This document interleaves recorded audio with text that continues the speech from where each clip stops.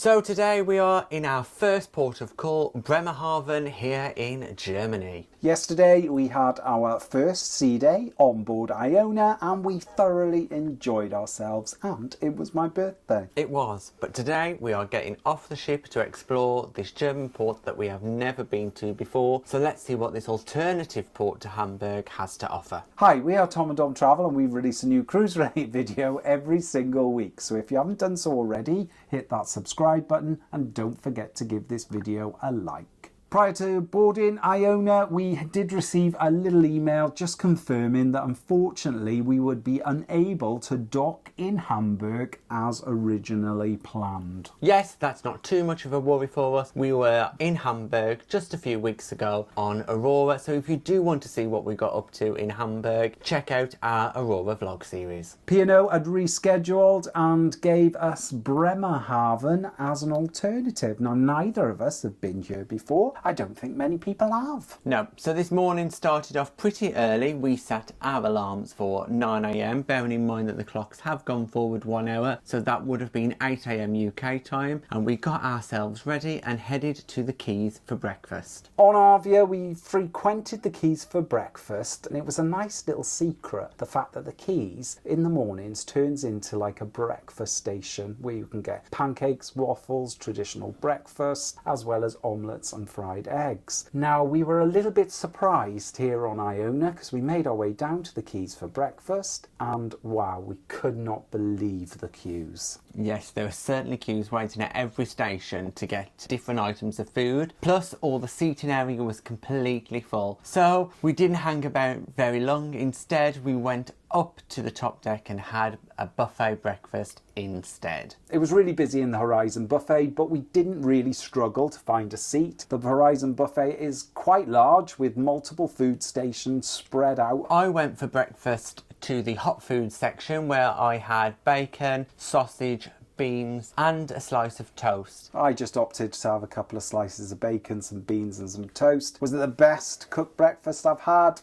Probably not. It was a little bit rushed, a little bit chaotic in there, but they did have quite a nice little selection. I also went for some yogurt, which was lovely. Now, as an alternative to the Quays and the buffet, you can have breakfast in the main dining room, which does tend to be much more relaxed, but it is a slower pace. So it's up to you, but because today we wanted to get off the ship, we decided to go for the buffet option. On sea days, the main dining room breakfast stays open until 10:30, which is fantastic. However, on port days, it closes at 9:30, so we just missed it. From the buffet, we made our way to the aft of deck 16, where the bar there also serves Costa coffees. So we grabbed ourselves a couple of those, which was very, very nice, and then took those coffees and had a lovely little walk in the fresh air, taking in some of the views of Bremerhaven. After stretching our legs, taking in some of the scenery, we then decided to make our way off the ship. So we headed back to the cabin just to pick up a few bits and then headed down to the gangway that was on deck 6. Now, today we were told by the captain in the announcement this morning that we needed to take our passports ashore with us along with our cruise cards, so we made sure we packed those in our bag and took them along with us. When we left the ship, walking through the terminal in Bremerhaven was dead easy. We passed through that in no time, although it's a much bigger cruise terminal than we were expecting. There were a number of people in the port handing out leaflets and flyers to all the different attractions in Bremerhaven. As we left the cruise terminal itself, we were greeted with a very welcome sight. There were rows upon rows of buses, which meant not having to wait at all. Many times we've got off a ship and we've been standing in quite a lengthy queue waiting to get the transfer shuttle. This time though, there were plenty there, so it meant we were on the shuttle in no time. P&O had laid on a number of transfer shuttles from the port directly into the centre of Bremerhaven, and it cost £4 each way. Now, we think this is fantastic. We kind of set out the route on Google Maps and it told us that it'd take around about 30-35 minutes to walk. We thought we'd treat ourselves and get the shuttle bus. Now, if you do have a select fare, we booked a saver fare on this cruise, those shuttle transfers are included in your cruise fare. The whole process was incredibly well organised, and as Tom said, we did not wait very long at all, and soon enough we were off towards the the centre of Bremerhaven. So the shuttle bus dropped us off right near the centre of Bremerhaven in the immigration area, as it's called. In that area is where there's quite a lot of small ships docked, including some tall ships, lots of different ships. You just say on the outside of the ships you can visit them, but unfortunately being here on a Monday, a lot of the attractions in Bremerhaven are closed.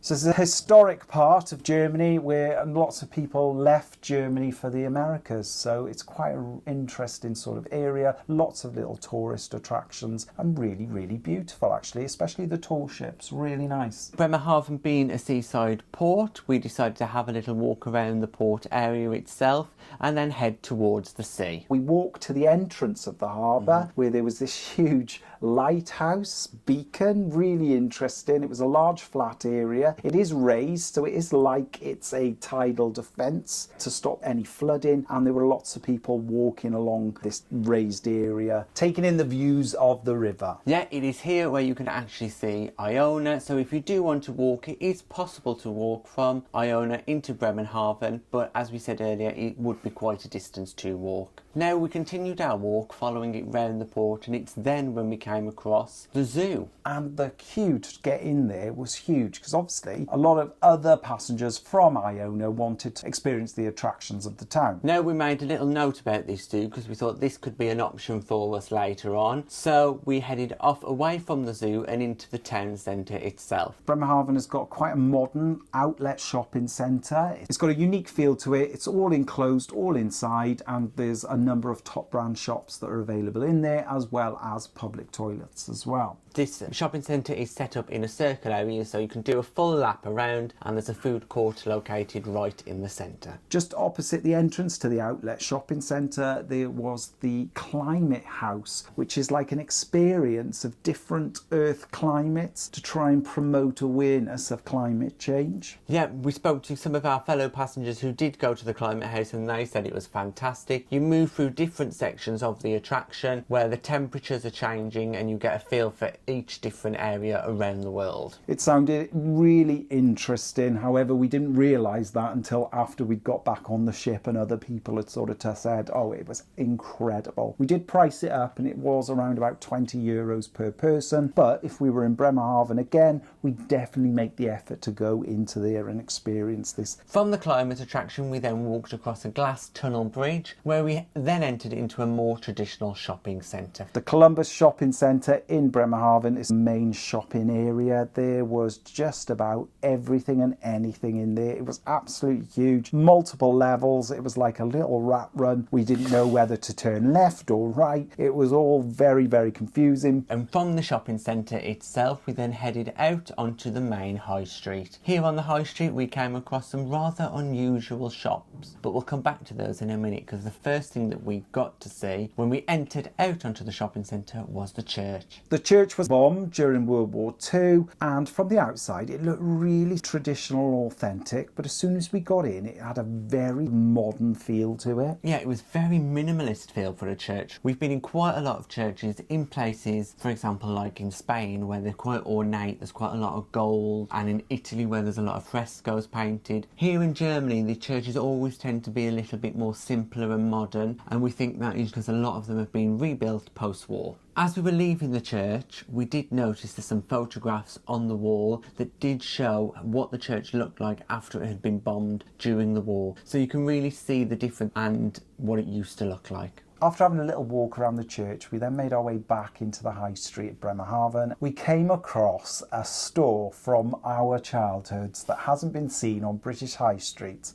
for many, many years, and we couldn't believe it, really. There was a Woolworths. If you want to see a Woolworths, you don't need to go all the way to Australia, where we do know they still exist, but there is some here in Germany as well. Who knew? Even more strange, right next to Woolworths was a C&A, so that other classic shop that has long gone from the British High Street. We then made our way back to the historic dockyard of Bremerhaven with the tall ships and, more importantly, the zoo. And by then we decided we were going in. So we walked straight up to the ticket office, no queue this time, which was great, and we walked straight into the zoo. Now the zoo cost us around €8 each, which we thought is a fantastic price. Incredible, considering how many attractions and how many animals were actually in there. Fantastic value, and we couldn't recommend it highly enough. So the first animals that we came across when we entered the zoo were chimpanzees. Now there seemed to be a family of chimpanzees with one of them sleeping on like a nest of hay. The others were grooming each other, so we thought that was really interesting. And then we moved on to the main attraction. Bremerhaven has actually got 3 polar bears. And these polar bears were on form. They really wanted to show off. They were walking around in their enclosure. They were standing up, checking us out on 2 legs. They wanted to see everything that was going on. They were playing, they had balls that they were throwing around, and it was incredible to watch how one of them was resting, but it looked like he was holding the ball with his paw. Incredible. And then this one polar bear really wanted to show off and came right up to us. He brought a ball, one of his yellow ball, right up to the glass. He was quite happy to show us what he'd got, so we thought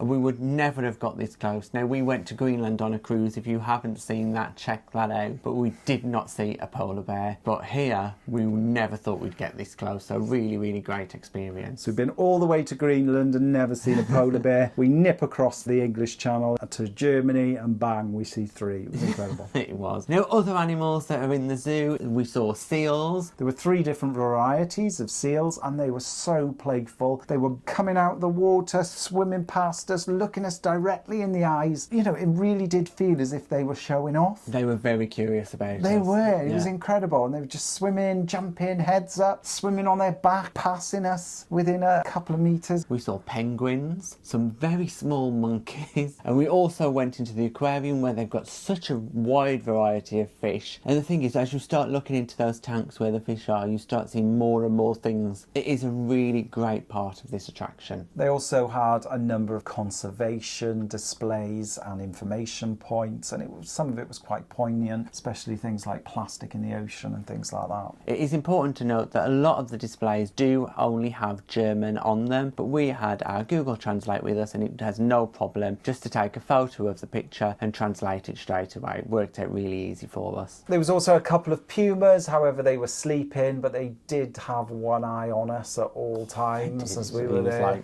Yeah, definitely keeping an eye on us. At the zoo there was also Arctic foxes, there were a number of rabbits because they were massive, a snow owl who was very He looked in a mood. he did look really moody. He saw us coming and he went like this. There's a little cafe inside the zoo, and we had a coffee and I had a giant pretzel, and it came to around about €10, which we thought was incredible value for the 2 of us. By going later, we did feel like we had the place pretty much to ourselves, so it was a fantastic experience and we would highly recommend it because it is such good value for what you get to see. Online it does say perhaps you'll spend about an hour in there. We were in there for 3 hours and we thoroughly enjoyed ourselves. There was no point that we thought, oh come on, let's go now. Really great attraction, and I think more people should go. So it is important to say that the zoo itself felt like it was really clean, the animals looked really cared for, so we were quite happy to spend some time there. We really enjoyed it. After the zoo then, it was time to head back to the ship, and the zoo is straight across from the pick up and drop off area for the shuttle bus, and as we approached the shuttle bus we could see that it was nearly full. You have to scan your cruise card before you can get on, and then we were on that shuttle bus and we were off. No waiting about. Again, the journey took us about 15 minutes to get back to the cruise terminal itself. It was then when we reached the cruise terminal there was another 2 coaches that arrived at the same time who had been on excursions to Bremen. That meant that the cruise terminal was very full. Yeah, I think we just timed it really badly because we were queuing for quite a while just to get through security and back onto the ship. But these things can't be helped. From what we saw, there were just 2 security checkpoints and there wasn't many people on security doing the checks themselves, so it did slow things down. But it wasn't too bad. I say 20-30 minutes we were back on board Iona. Now what we did say earlier is that we had to take our passports with us, although at no point did anyone check our passports, so we're not sure what happened there, because it was clearly communicated by the ship that we needed our passports in the port, but we never had to show them. Even when we were getting off Iona to go into Bremerhaven, they said to us, have you got your passport with you, as we were checking out. After a really busy day, walking around Bremerhaven, having a look at the zoo, we were really thirsty and hungry, so we stopped off at the glass house before making our way to the quays. Now, we did this because unfortunately trying to get a drink in the quays is nigh on impossible. They do have the odd waiter there, but there is no actual bar in the quays, so even if you do order a drink, what has happened to us is that we finished our meal before the drink arrives. A tip is get your drink first and then head to the quays. We got ourselves a couple of glasses of wine. I had red, you had white, and then we made our way to the quays, and I've been craving the chicken katsu curry because it is superb on board in the quays. Unfortunately today it came with rice. Now, I'm not a big lover of rice, I much prefer their egg noodles, but the chicken katsu was delicious. I went to Hook, Line and Vinegar and I tried the fish and chips.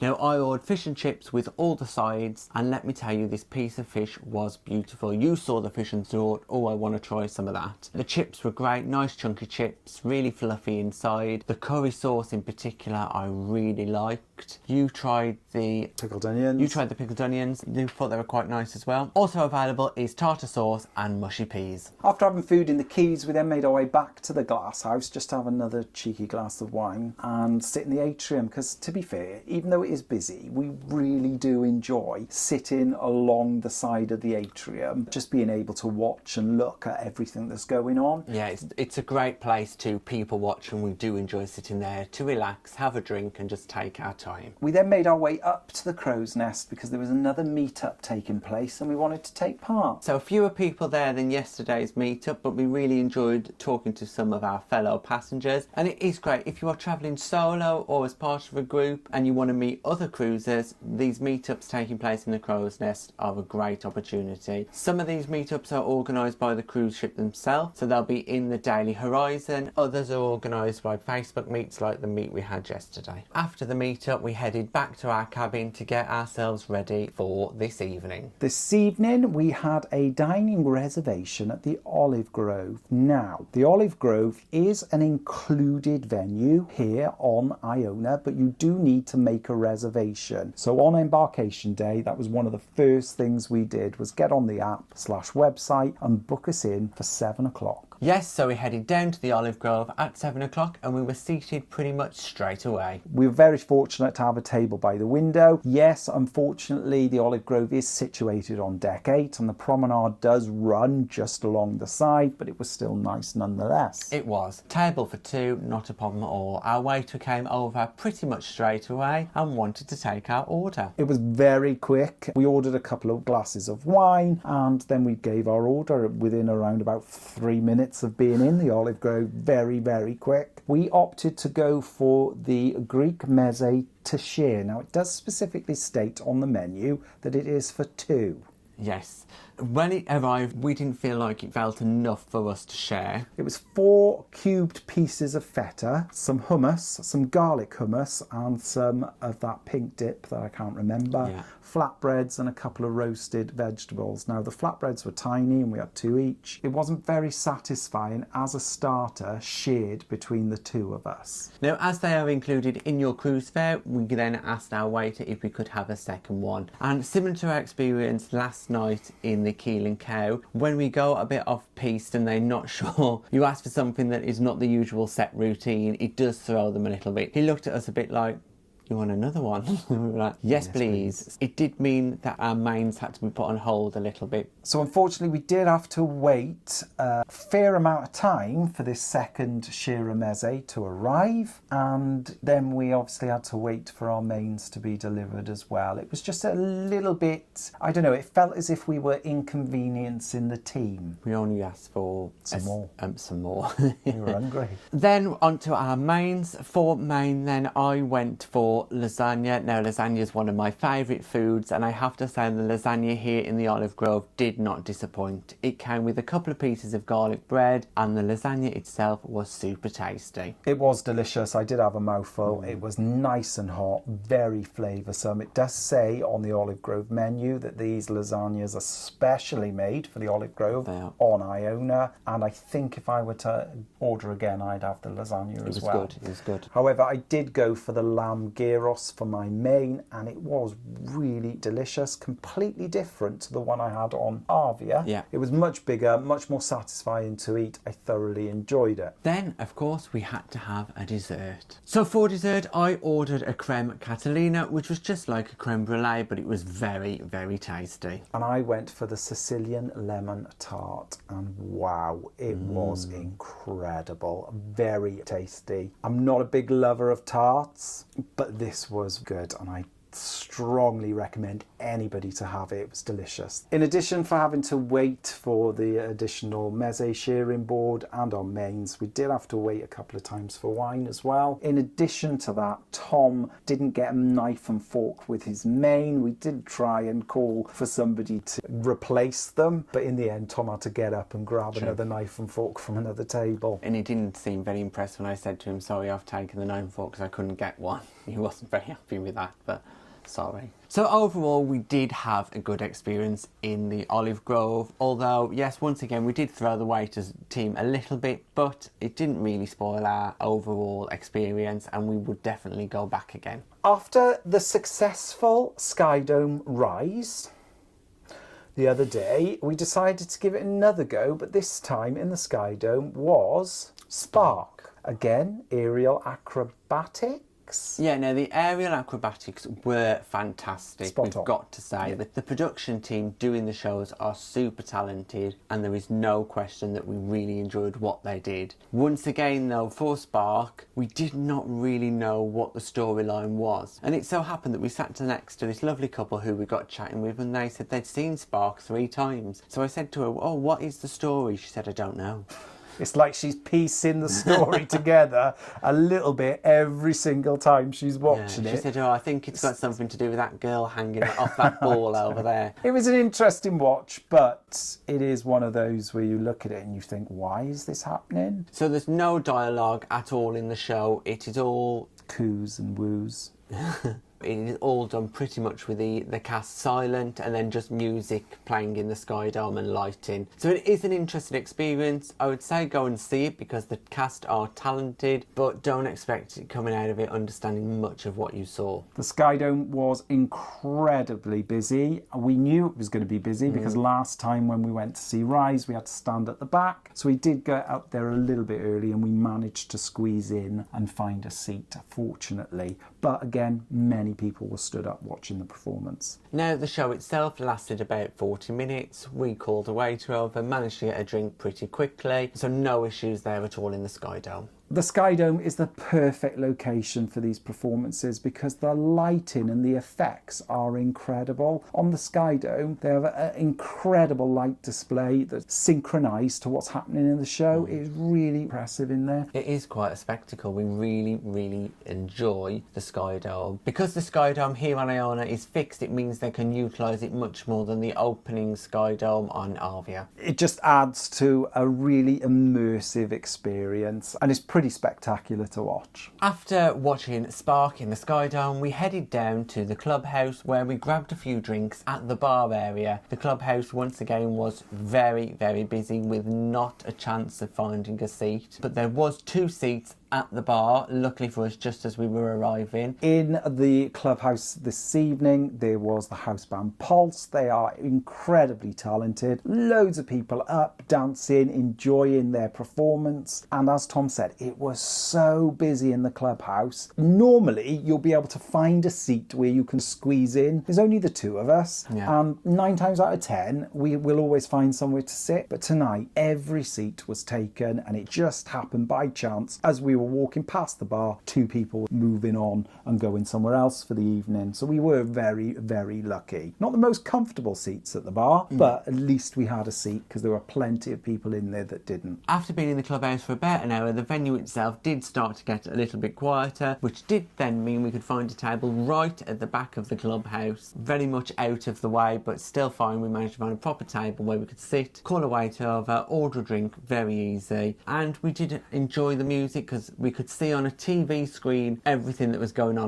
the dance floor, which did really make for a few laughs. What tends to happen is Pulse, the onboard party band, do a number of sets throughout the evening, and then around about 11 o'clock, 11:30, it turns into a disco and an adult-only venue. Now, as the disco was winding down in the clubhouse, we headed over to the 710 Club. Now, once again, the 710 Club is a pre-bookable experience and it does get full. So our show time was actually 12:15 a.m. and we would recommend that you get there at least 20-30 minutes before your show time because it does fill up and there is limited seating available. So if you want the best seats, which are those directly in front of the stage, you've got to get there early. Again, as Tom said, it is a bookable venue and we booked all of our 710 experiences as soon as we got on the ship when they released them at 4 p.m. on our embarkation day. Because we weren't there really early at the 710 Club because we'd been in the clubhouse, we arrived there and we got a seat near the rear of the venue, which didn't matter to us too much. We still really enjoyed the music. The band in the 710 Club are super talented and tonight's theme was handwritten. So it was a selection of songs, again with a handwritten theme by different writers and singers. Really, really good show. Nice way to finish off our evening really because it just took the tempo down a little bit. They are an incredibly talented bunch of individuals and we cannot wait to see some more of their performances in the 710 Club during the rest of our cruise. Unfortunately this evening we didn't have a theatre production show because Greatest Days is on twice, so it's on today and also tomorrow. We've booked it for tomorrow so we're unable to go and see it tonight anyway. Instead we stayed in the clubhouse until our 710 experience. Whilst in the 710 we did order ourselves some drinks. I got to try one of the Gary Barlow wines. Finally, because I wasn't able to try it on RV because they did not have any in stock, so which was a lovely wine. It was definitely worth giving it a try. And then you had a gin and tonic, pretty standard.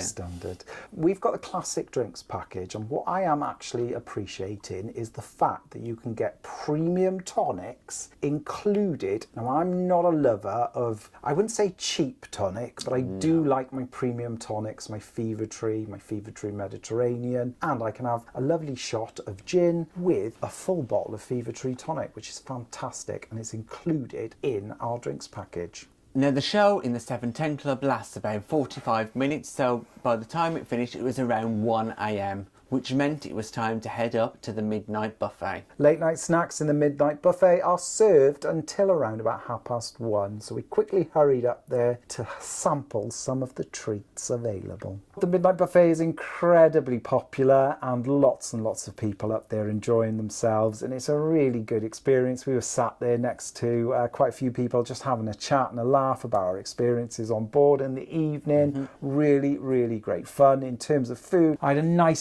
selection and a little bit of cheese. Tom had a hot chocolate and some chips. Yeah, I always like to get a hot chocolate of the evening and it's the perfect drink for me to finish off. Alcohol is certainly not needed at that time of night for me, so I go for a hot chocolate. After all the food, chatting and festivities, I don't think we left the midnight buffet until 2:20. No, we didn't. They were cleaning, they were ready, they were waiting for us to leave. Yeah. So we left. But we had a really great night, a fantastic day in Bremerhaven, completely unexpected, thoroughly enjoyed it. We're having a fantastic time. You know, a couple of little niggles so far, but overall, thoroughly enjoying ourselves. Tomorrow then. Now we are prepared tomorrow to get up a little bit earlier because we're going to be waiting for the captain's announcement because we are due to be leaving Bremerhaven around 9 a.m. So we expect an announcement as our alarm calm. But after that, it is going to be a sea day as we make our way towards Rotterdam. We had a fantastic sea day yesterday. We're looking forward to our next sea day, and it'll be our formal night, or celebration night here on P&O. So we're really, really looking forward to it. We've got lots planned and we can't wait to share it with you. Thanks for watching our day in Bremerhaven here on P&O Iona. If you've got any comments or questions, just pop them in the box below and we'll get back to you. If you'd like to support us in making future content and receiving exclusive benefits, we're also available on Patreon. And please don't forget to like and subscribe. It's free. And hit that bell notification button to never miss a video from us. Thanks for watching. Bye bye.